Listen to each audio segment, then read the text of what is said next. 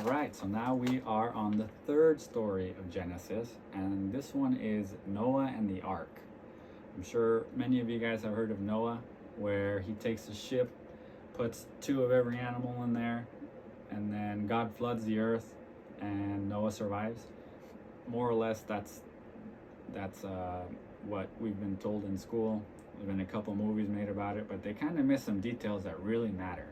The biggest one being that Adam and Eve are the first people, then come Cain, Abel, and Seth.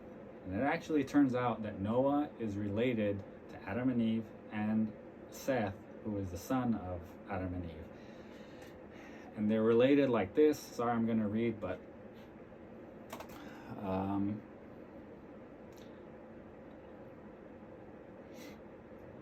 so Seth was the father of Enosh. Enosh was the father of Kenan. Kenan was the father of Mahalalel. Mahalalel was the father of Jared. Jared was the father of Enoch. Enoch was the father of Methuselah. Methuselah was the father of Lamech. Lamech was the father of Noah. So Adam to Noah was Adam, Seth, Enosh, Kenan, Mahalalel, Jared, Enoch, Methuselah, Lamech, and then Noah. So it's kind of crazy that these first three stories, they're actually all related. They all come from the same line. And then later, we're going to find out that Abraham is actually related to Noah, who's related to Cain, Abel, and Seth, who's related to Adam and Eve. So it's particularly interesting how they're all actually related. But the wooden boat was large enough to house male and female of every species of animal.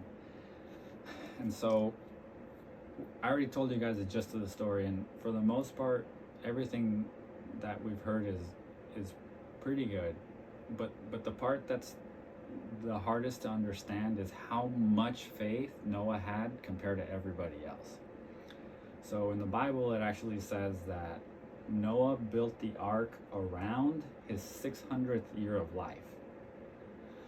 So, I mean, we're only accustomed to people living to about 100 years old. Well, imagine if people lived to about 1,000. Well, halfway through his life, he listened to God. And so, I mean, 550 years old, and then he started building the ark. And so what kind of faith do you have to live for 500 years, not have an ark, and then be told you need to build an ark, and then you build the biggest ship that's probably ever been seen. You can house two of every animal and your two sons and your wife. And so it's crazy because he actually followed the directions of God when he was 600 years old, and everybody was telling him that he was crazy. And so following the four themes that I mentioned earlier: faith, accountability, vast rewards, or death, or jealousy. So there's no jealousy in this one because it's about Noah saving every animal and humanity itself.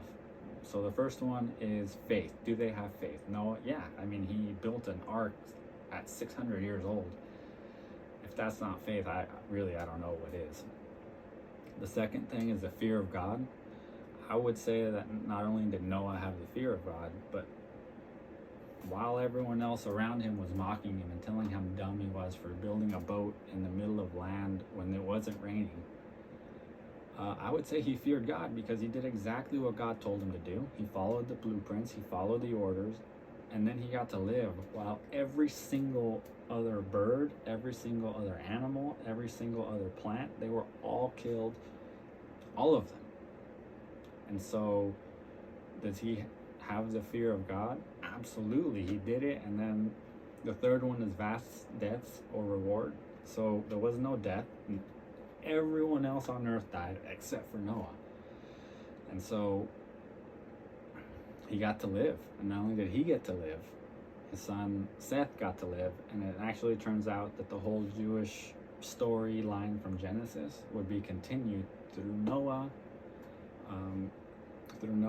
and his son. It's not Seth. I said Seth, but